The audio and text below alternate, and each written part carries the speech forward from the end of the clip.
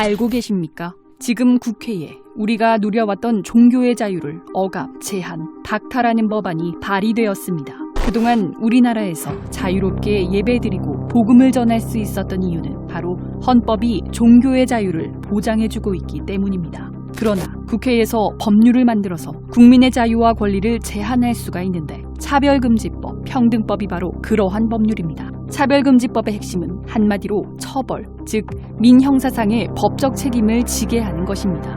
형사처벌, 시정명령, 이행강제금, 2배에서 5배의 징벌적 손해배상 등 강력한 공권력으로 동성애 반대자를 처벌하는 법입니다. 우리나라는 동성애를 처벌하지 않으며 동성애에 대한 차별이 존재하지 않습니다. 게다가 이미 동성애 차별금지가 포함된 국가인권위원회법이 있음에도 불구하고 차별금지법을 제정하려는 이유는 강력한 처벌 조항을 추가하기 위함입니다. 동성결혼 영화의 교내 상영을 불허했던 숭실대학교, 다자성애, 성매매 옹호강연회 불법 개최를 징계했던 한동대학교 등은 차별금지법이 통과되면 법적인 처벌을 피할 수 없게 될 것입니다. 모욕감, 수치심, 두려움 등 주관적인 감정을 근거로 해서 괴롭힘이라는 이름으로 법적 책임을 지게 하는 포괄적 차별금지법이 제정되면 윤리와 양심을 따르는 일반 국민들은 역차별을 받게 됩니다. 예를 들어 동성애의 보건적 유해성에 대한 사실을 말하거나 동성결혼에 동의하지 않으면 직장에서 징계를 받거나 차별 소송을 당하게 됩니다. 이와 같이 차별금지법은 헌법에서 보장된 국민들의 신앙과 양심, 학문과 표현의 자유를 침해하고 선량한 국민들을 범법자로 만들어버립니다. 동성애는 타고나는 것이라 어쩔 수 없지 않냐는 세간의 통념과는 달리 동성애는 선천적인 것이 아닙니다. 하버드, 캠브리지 대학 등 국제연구진은 동성애 경험이 있는 47만 7,500여 명의 유전자를 조사한 결과 동성애 유발 유전자는 없다고 사이언스지에 발표했습니다. 동성애는 성적 취향일 뿐입니다. 게다가 남성 동성 간의 학문 성교는 에이즈의 주요 전파 경로이며 에이즈 치료비는 100% 국민 세금으로 지원됩니다.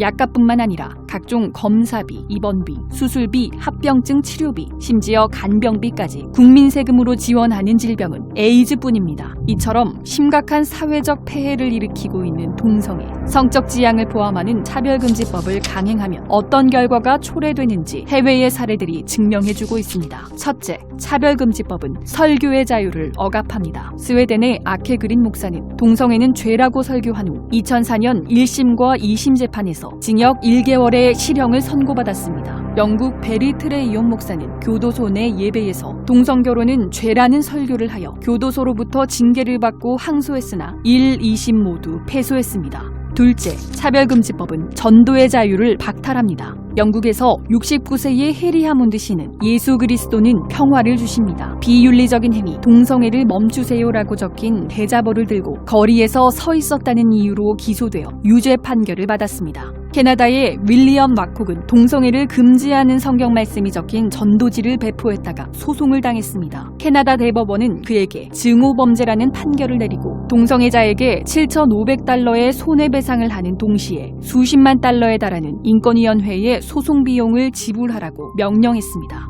셋째, 차별금지법은 신앙에 어긋나는 행위를 강요합니다. 영국 고용재판소는 교회가 동성애자를 청소년 사역자로 채용하지 않은 것이 차별금지법 위반이라며 동성애자에게 4만 7천 파운드, 약 8,500만 원을 배상하라고 명령했습니다. 동성결혼 축하 케이크를 만들어주지 않은 기독교인 제빵사는 벌금형을 받았고 동성 커플에게 입양 서비스를 제공하지 않은 영국 천주교 입양기관은 모두 폐쇄 조치를 당했으며 신앙에 따라 레즈비언 커플에게 인공수정을 해주지 않은 미국의 한 의사는 차별금지법 위반으로 법적인 책임을 지게 되었습니다.